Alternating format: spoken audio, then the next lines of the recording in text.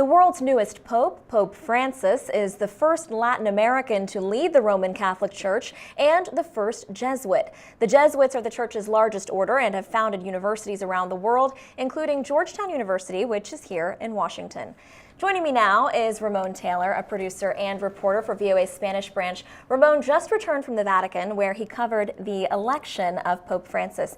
So Ramón, you were there on the scene in St. Peter's Square. What was that like for you to see the atmosphere and just all the people gathered around? Describe to us what the scene was. Well, there was a huge buildup, and as you can imagine, the actual election process, while the conclave was short, the meetings that led up to it lasted a very long time, or longer than a lot of people imagine, a week. So there was a lot of waiting.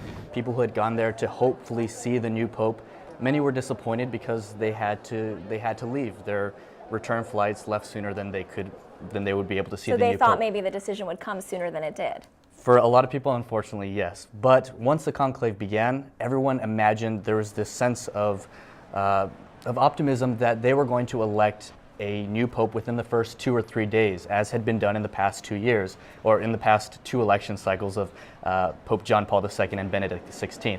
So they wanted to sort of give this unified message that by electing someone in the first 2 or 3 days, that this represented sort of a unified voice within the Roman Catholic Church. So the people that were in St. Peter's Square knew this. When they were there that second night, a lot of them were very hopeful that this was going to be their night, and despite drenched in rain, a lot of people were, I think just as satisfied as they had been expecting to feel. Now let's talk about this wait for the white smoke. What was the response when everyone did see that it finally had come? Well, there was a lot of confusion at first because if you look at the video again, there was black smoke initially, or what looked to be black smoke. It was a little confusing, and then you wait about 10-15 seconds. All of us in the media center were waiting, not holding onto our cameras, waiting to go outside because we wanted to know for sure whether this was the moment or not. 15 seconds go by, and suddenly you hear the screams. You hear the screams from St. Peter's Basilica just a block away, and it just reverberates throughout the entire media center. And so at that moment, you hear the screams, you hear the phone calls come in, and everyone is just completely ecstatic that this historic moment has finally arrived. And now talking about Pope Francis himself, what is the significance, and what did people tell you for them was the significance of him being Latin American? Well, again, he is the first Argentine. He's the first Pope elected from outside of Europe in 1,200 years. So the very fact that he wasn't from Europe was significant in and of itself. The fact that he was Argentine, that he was Latin American, a lot of people thought was maybe overdue.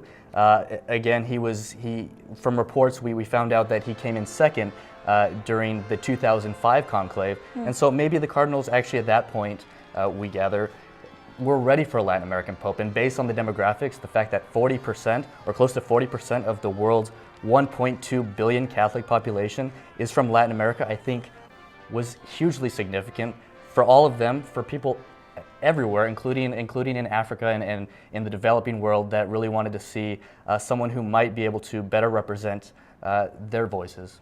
Absolutely. Well, Ramón Taylor, thank you so much. Again, Ramón Taylor works for the VOA Spanish Branch. Thank you so much for all your coverage.